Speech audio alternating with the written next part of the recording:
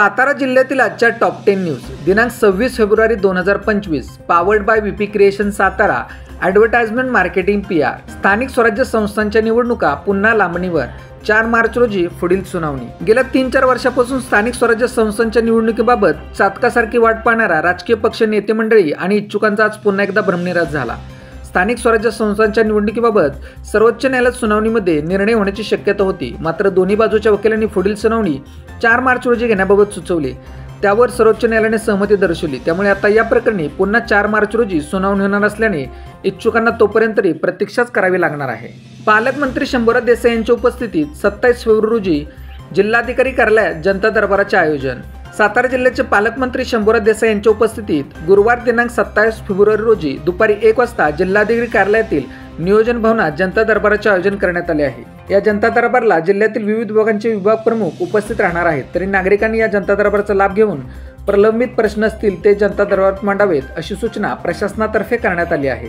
खंडाळा ग्रामीण रुग्णालयातील वीज महावितरणने कापली, प्रशासनाचा भोंगळ कारभार उठला नागरिकांच्या जीवावर। महावितरणचे थकीत 3,69,000 रुपयांची वीज बिल न भरल्यामुळे खंडाळा ग्रामीण रुग्णालयाची वीज महावितरणकडून खंडित केल्याने रुग्णांना अनेक तास तटकायात लागले।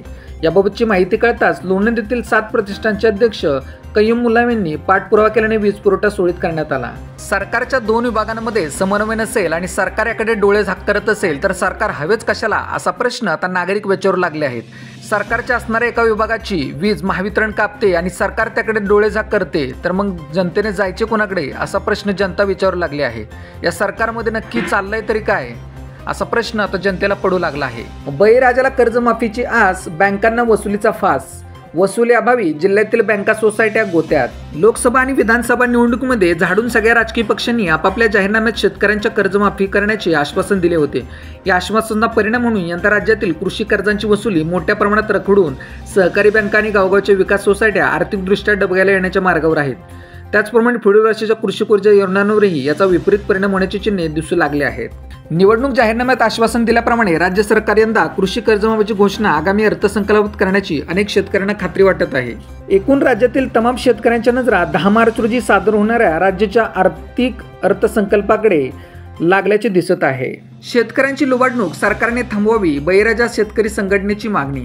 सोयाबीन खरेदी करण्यासाठी राज्य सरकारने खरेदी केंद्र सुरू करण्याचे आश्वासन दिले होते। एक पिकून निघून गेले तरीही सरकारची सोयाबीन खरेदी केंद्रे अजून सुरू होत आहेत। ऊसतोड मजूर आणि स्लिप बॉय यांच्या एकीमुळे शेतकऱ्यांचा ऊस फाडातच वाळून जात आहे। शेतकऱ्यांच्या खिशाला कात्री लावली जात आहे। त्या शासनाने आळा घालावा, अन्यथा बळीराजा शेतकरी संघटनेला आंदोलनाच्या हातवर उपसावा लागेल असा इशारा बळीराजा शेतकरी युवा संघटनेचे जिल्हाध्यक्ष किरण गोडसे यांनी दिला आहे। मायनीत भर दुपारी घराचे कुलूप तोडून 5.5 तोळे आणि 50,000ची रोख रक्कम घेऊन चोरटे दुचाकीवरून पसार। मायनीहून ओढलं जाणार रस्त्यालगत असलेल्या शिवाजी कोंडीबा मासाळ यांच्या घराचे कुलूप तोडून दिनांक 24 फेब्रुवारी रोजी दुपारी 1:15 वाजता घरातील जवळपास 5.5 तोळे सोने व रोख 50,000 रुपये चोरांनी लंपास केले। त्यामुळे परिसरात खळबळ उडाली होती। ज्या ठिकाणी चोरी झाली त्याच्या पूर्व दिशेला आनंदामानी यांच्या घरात 5 महिन्यांपूर्वी दिवसाढवळ्या चोरी होऊन 9 तोळे सोने चोरट्याने लंपास केले होते। त्याचाही अद्याप शोध लागला नाही। त्यामुळे चोरांना पकडणे पोलिसांसमोर एक मोठे आव्हान उभे राहिले आहे।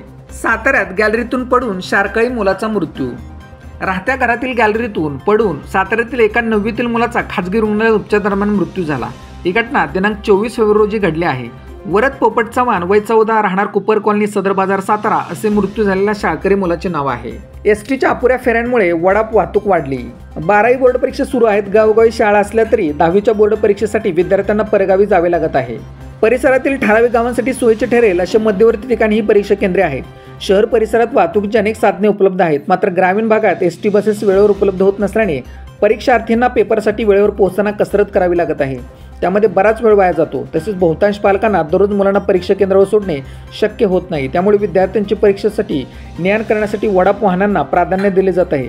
परिणामी ग्रामीण भागात वडाप वाहतूक वाढली आहे। अज्ञात वाहनाच्या धडकेत उंब्रज येथे 1 ठार 1 जखमी। पुणे बंगळूर राष्ट्रीय महामार्गावर उंब्रज तालुका कराडगावच्या हद्दीत दुचाकीला पाठीमागून अज्ञात वाहनाची धडक बसून झालेल्या अपघातात एकाचा मृत्यू झाला तर एक अन्य जण जखमी झाल्याची घटना दिनांक 22 फेब्रुवारी रोजी रात्री 8:30 वाजता सुमारास घडली। या प्रकरणी अज्ञात वाहनाच्या चालकावर दाखल फिर्यादीवरून उंब्रज पोलीस ठाण्यात गुन्हा दाखल करण्यात आला आहे। भूप्रकल्पाच्या भिंतीवर बाधित शेतकऱ्यांचे आंदोलन। 20 वर्षापूर्वी ट्रेंबू प्रकल्पाचे काम पूर्ण झाले असून या प्रकल्पात ज्या शेतकऱ्यांच्या जमिनी बाधित झाल्या आहेत त्यांच्या जमिनीचा योग्य मोबदला मिळालेला नाही। ट्रेंबू प्रकल्पाच्या अधिकाऱ्यांच्या दुर्लक्षामुळे बाधित शेतकरी वंचित राहिले आहेत। बाधित जमिनीचा मोबदला तात्काळ मिळावा व दप्तर दिरंगाई करून शेतकऱ्यांच्या प्रश्नाकडे दुर्लक्ष करणाऱ्या अधिकाऱ्यांवर निलंबनाची कारवाई करावी या मागणीसाठी टेंभू प्रकल्पाच्या भिंतीवर बसून शेतकरी संघटनेच्या वतीने बेमुदत ठिय्या आंदोलन करण्यात येत आहे। अशाच बातम्यांसाठी जिल्हा साताराच्या सर्व सोशल मीडिया प्लॅटफॉर्मला फॉलो करा। व्हिडिओ आवडल्यास व्हिडिओ लाईक, कमेंट आणि शेअर करा।